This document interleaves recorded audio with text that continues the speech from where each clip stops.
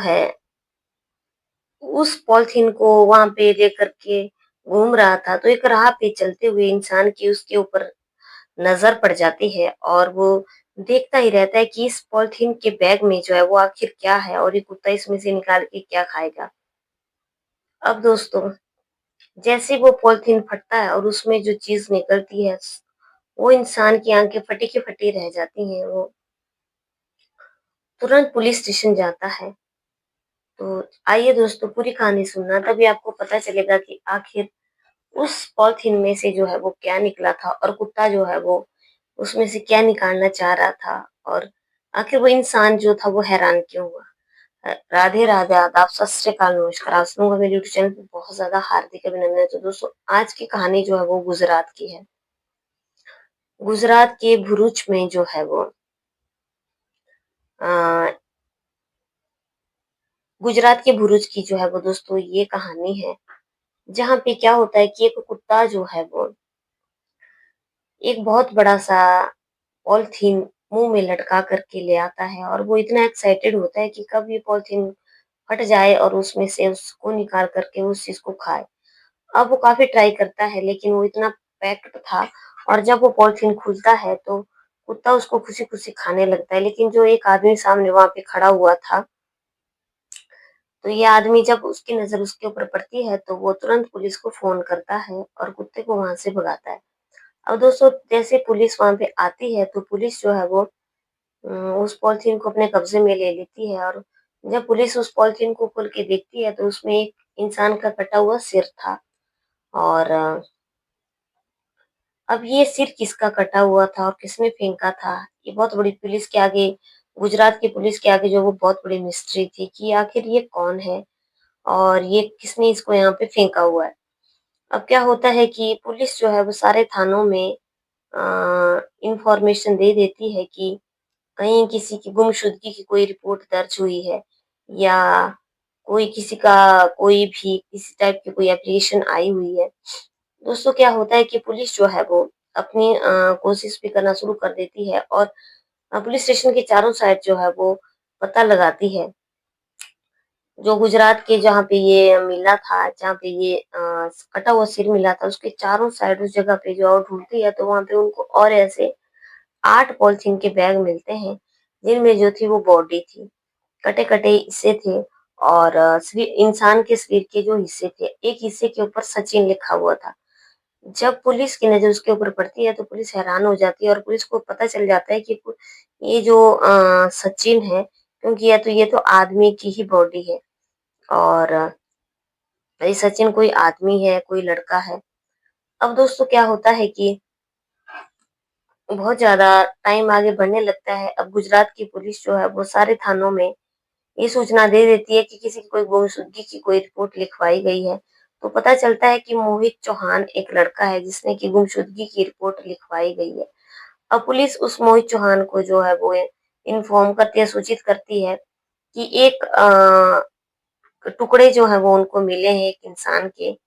टुकड़ों में जो है वो पॉलिथीन में मिली हुई है उसकी बॉडी, तो वो आकर के पता देख लें कि कहीं ये उसी की तो नहीं है।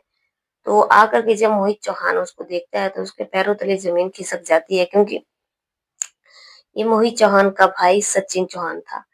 अब मोहित चौहान बहुत ज्यादा रोने लगता है, गिड़गिड़ाने लगता है और घर पे फोन कर देता है और घर पे बता देता है कि उसके भाई का किसी ने कत्ल कर दिया है। अब दोस्तों, जैसे पता चलता है कि उसके भाई का किसने कत्ल कर दिया है, तो उससे पूछा जाता है कि आखिर उसका कत्ल किसने किया और क्यों किया। पता चलता है कि उसका जो है वो एक जिगरी दोस्त है, इसका नाम शैलेंद्र है। लेकिन शैलेंद्र का पता किया जाता है तो शैलेंद्र का पता चलता है कि उसके चाचा एक्सपायर हो गए हैं और शैलेंद्र जो है वो अपने गांव चला गया है। दरअसल ये अब पुलिस जो है वो ये पता करती है कि क्योंकि शैलेंद्र जो था वो बिजनौर का रहने वाला था। अब उत्तर प्रदेश की पुलिस बिजनौर से पता किया जाता है कि क्या ऐसी बात सच में है कि शैलेंद्र के चाचा जो हैं वो गुजर गए हैं। लेकिन पुलिस को पता चलता है कि ऐसी कोई भी बात नहीं है। अब पुलिस का पूरा शक जो है वो दोस्तों शैलेंद्र के ऊपर चला जाता है। जैसे ही पुलिस का शक शैलेंद्र के ऊपर चला जाता है, पुलिस जो है वो शैलेंद्र को अरेस्ट कर लेती है और उसको अपने साथ पकड़ के ले आती है और सीधा उससे यही सवाल करती है कि उसने अपने दोस्त का कत्ल क्यों किया। अब जो शैलेंद्र कहानी सुनाता है, सबके पैरों तले ज़मीन खिसक जाती है। शैलेंद्र बताता है कि शैलेंद्र और सचिन बहुत अच्छे दोस्त थे, बहुत ज़्यादा। उन्होंने ग्रेजुएशन इकट्ठी की, इवन उन्होंने जॉब भी वो इकट्ठे ही करते थे। लेकिन 2015 से जो थे वो साथ थे, कॉलेज की पढ़ाई भी उन्होंने इकट्ठी की। अब ये 2023 की बात थी कि इन दोनों की शादी हो जाती है।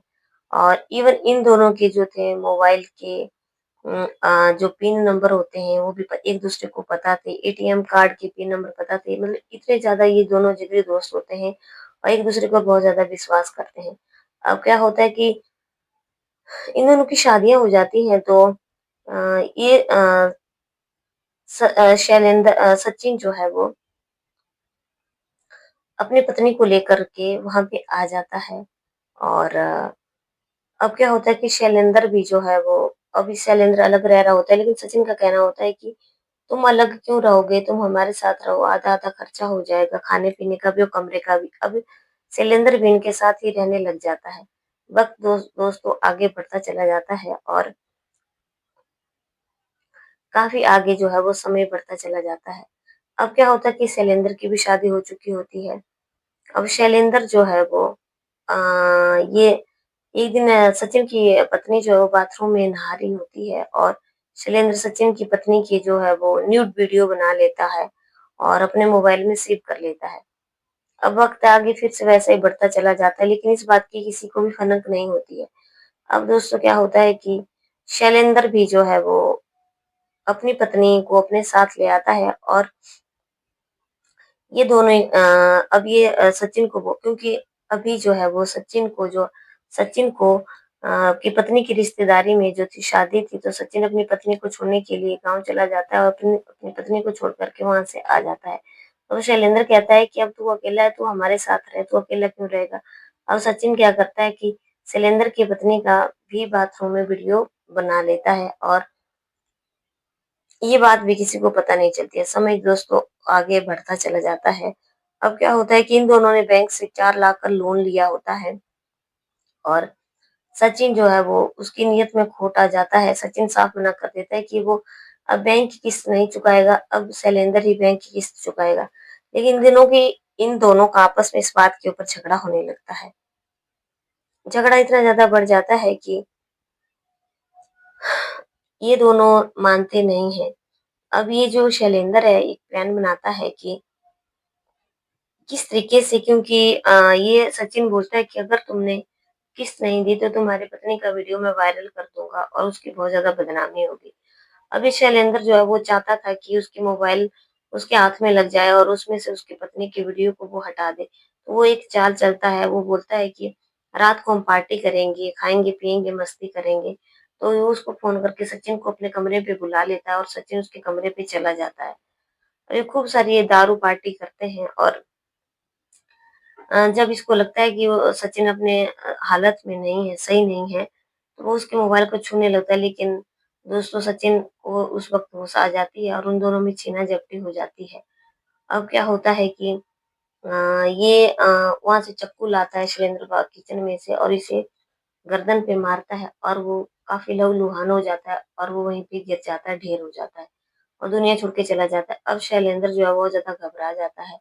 अब शैलेंद्र जो है बायोटेक की कंपनी में जॉब करता था, वो वैसे ही वहां पे जॉब करने के लिए चला जाता है ड्यूटी पे और फिर आकर के एक आरी लाता है और पॉलिथीन लाता है और एक लेडीज का गाउन लाता है, एक दुपट्टा लाता है।